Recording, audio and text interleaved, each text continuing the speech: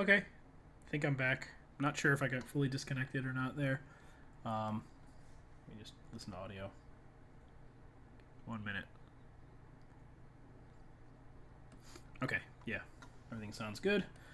So you can see you get really weird results because I did a really weird thing and just did a generic export, which didn't really need to happen. But you can see that now the topology has been transferred and I have new topology on it. So I'm just going to undo all that because that is obviously not something that I want. But that's how you do it. So let's see. To recap, we've got multiple polygroups here. We can hit Control-Shift to select different ones. Oh, that's another thing. And this goes for masking too.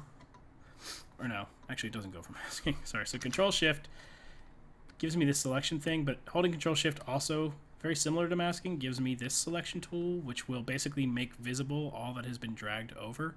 So just like masking though, here if I hold Control-Shift and then I just click,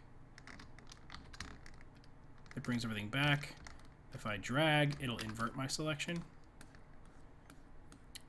And I can hit, now if I hit Control-Shift and I click with things that are hidden, it'll start to hide each object that I click.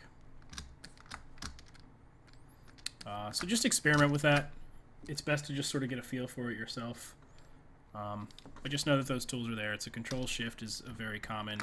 Oh, and then Control-Shift and Alt will give you the inverse, so it'll show up as red. And you can do this to different pieces too. So sometimes you might want to, like, let's see.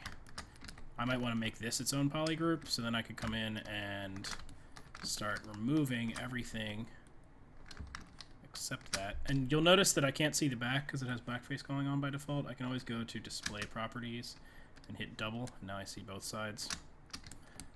So let's go through this process. Just kind of, it takes the vertex and deletes the whole face that is attached to that vertex. So that's why I'm kind of just clicking over the edge here.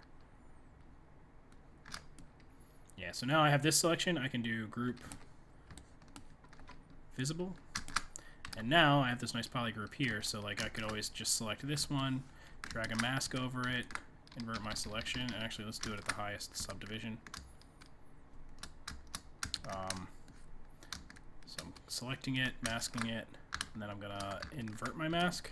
So then I could say go to deformation and say I want to inflate this now because I really wanted like a really puffy kind of thing on this end. Then I might want to smooth this out a little bit. So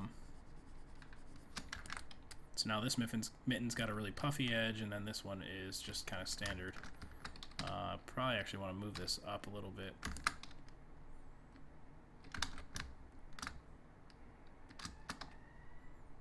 So yeah, so get it off of there. But yeah, so that is about it for that. So we're going for about an hour. Let's see. What else is good to know? I think the rest of the cool stuff is probably going to be Dynamesh and ZRemesher, so I think I'm going to get to that now. I'm actually going to stop the stream for about a second and then restart it, so that way when it gets archived to YouTube, I can split these two into two different videos.